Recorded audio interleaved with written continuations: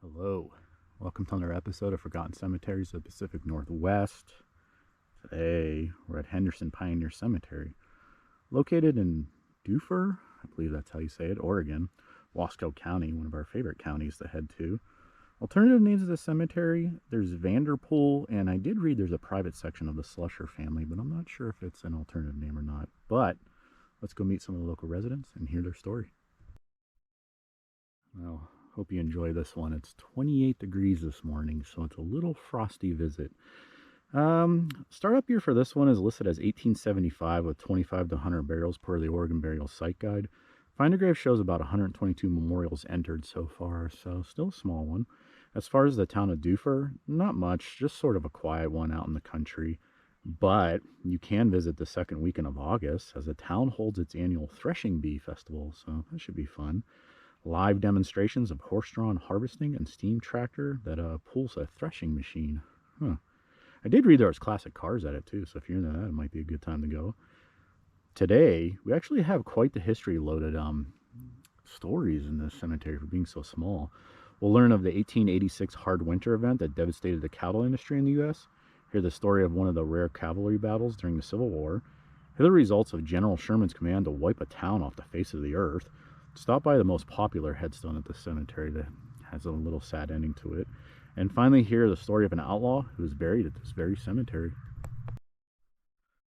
One of the more unique stories I came across was that of Edward Henderson. The Henderson plot is just ahead of us. Pretty vague write-up for the most part, but another source shows that Edward Henderson may have been a bit of an outlaw. It appears at one time in the 1800s, a Douglas County, Washington state side, man came down to Dufur with a warrant for Edward Henderson of Dufur specifically, so I think we got the right man here. The Washington State's man's name was Platt Corbally. Pretty epic there. The charge was larceny of 36 head of cattle. Deputy Sheriff John Hancock Jackson would accompany the man as well. The men sort of just ran into Edward riding his horse out in the country and informed him, "You're under arrest." He would comply at first, and Deputy Jackson would get a hold of his horse, but upon getting off his horse, Edward pulls out a revolver and fires 2 shots in the air, then holds his gun close to Jackson's head. Platt Corbally, the guy from Washington State, shoots Edward Henderson's horse. The horse sort of like bucks and recovers and just takes off, and Edward goes with the horse, gets away.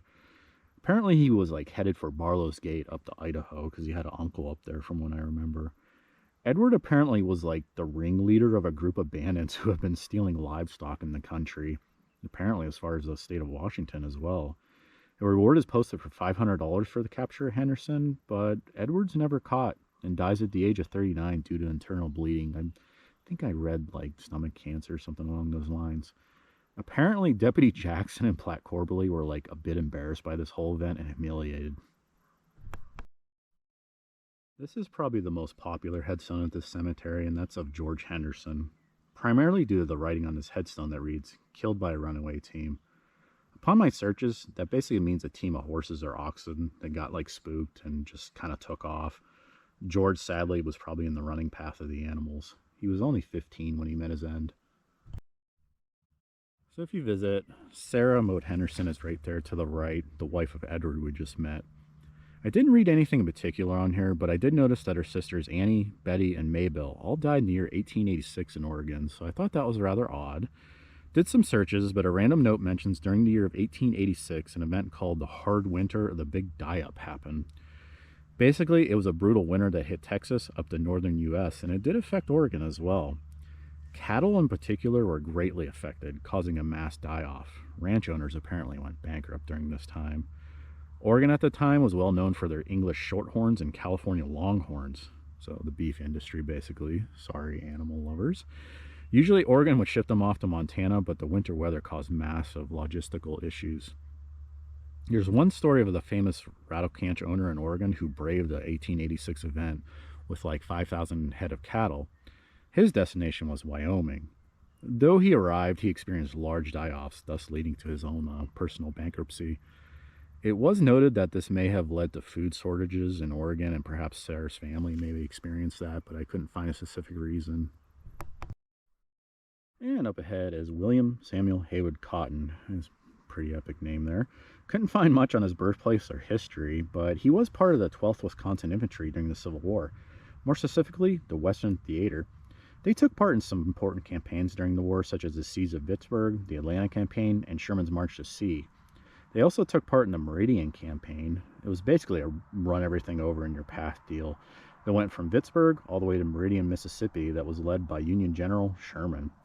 Upon arriving at Meridian, Valentine's Day, 1864, Sherman was supposed to meet up with Union General William Smith, but his force was defeated by the Confederates at West Point.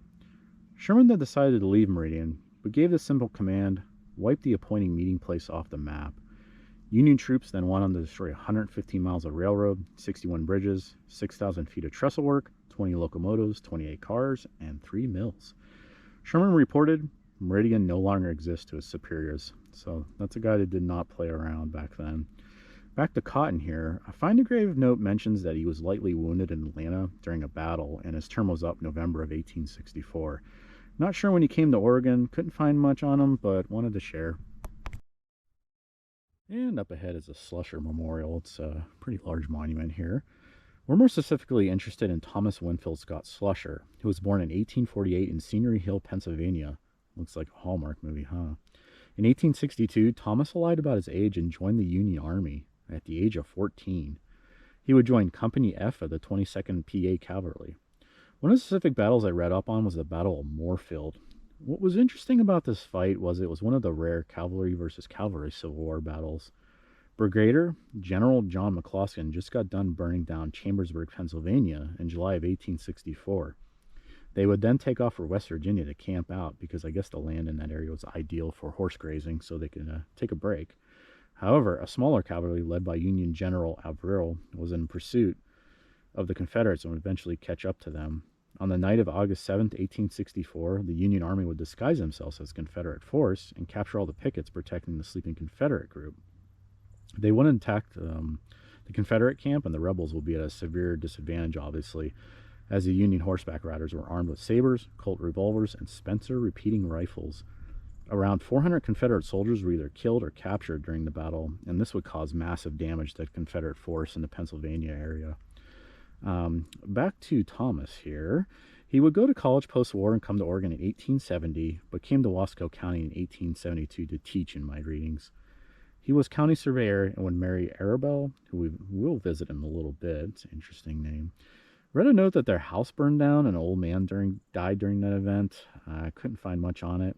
But what is sad about all this, Thomas here dies at the age of 41 due to a lingering illness, leaving Arabelle with 8 kids apparently. However, I guess he owned an estate of 8,500 acres in prime farmland during his death, so hopefully they were okay. Alrighty, time for the tour. Pretty easy one to get to for the most part.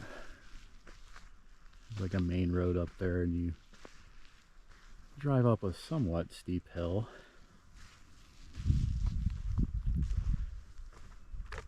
But not too bad. Nice barbecue. Don't know how old that is.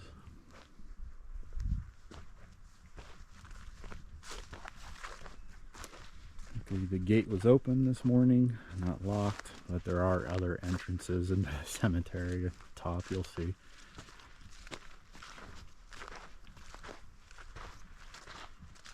Very old school one, I'd say. A little bit of vandalism, I think. Like, clearly someone was there, but I didn't see the headstone anywhere. This one took a hit. It looks like they tried to use wire or something to hold it together. And the most famous one in this cemetery is of George. Very well taken care of, obviously, so that's really cool. But only 15.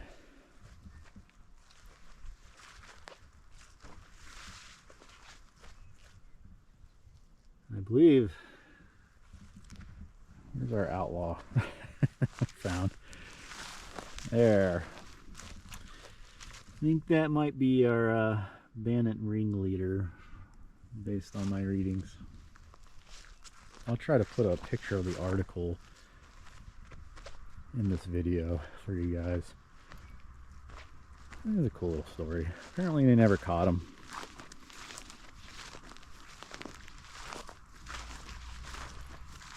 But we caught up with him.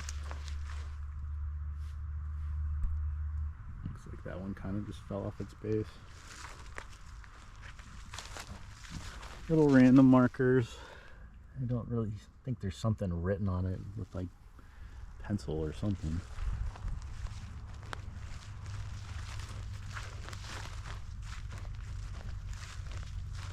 Really rather quiet one. I just want to see who's over here. Didn't even notice it.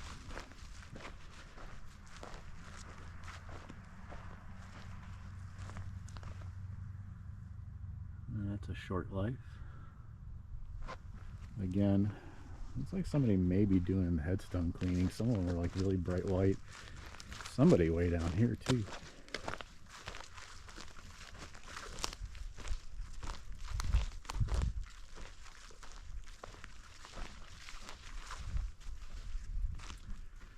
Another young death, 28. I do like this old style with the cross on top.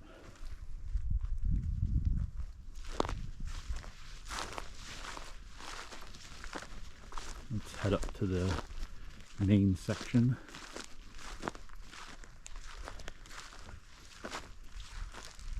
As you can see, you got a nice view in the morning with the sun blasting into the camera.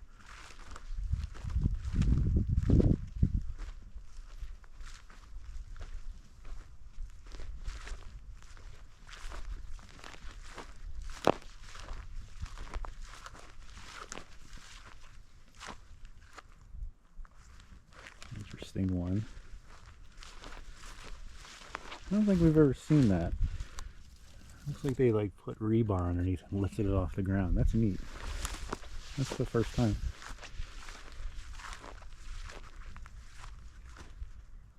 Gated community here. Winslow.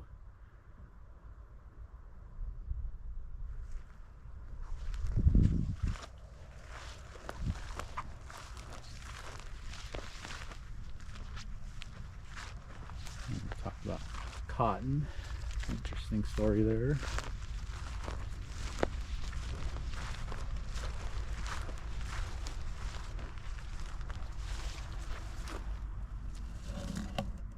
Oh boy, it's an infant. Barely. Oh, man. Barely had time in this earth.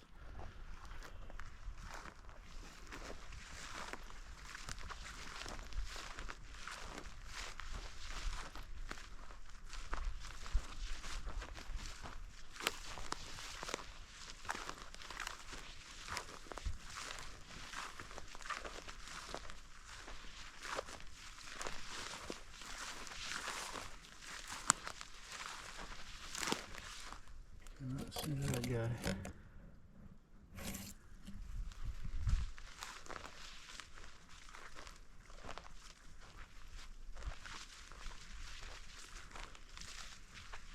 Sort of buried in the brush here.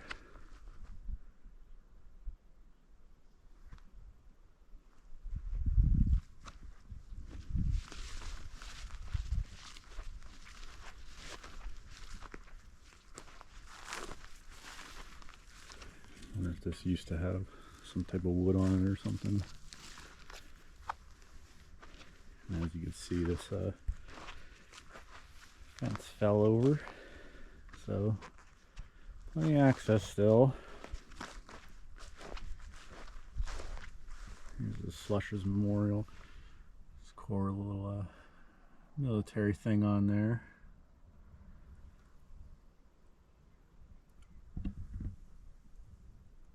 FLT, friendship, love, and truth.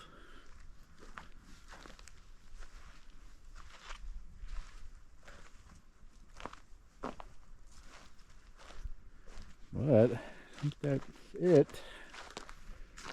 Hope you enjoyed the video.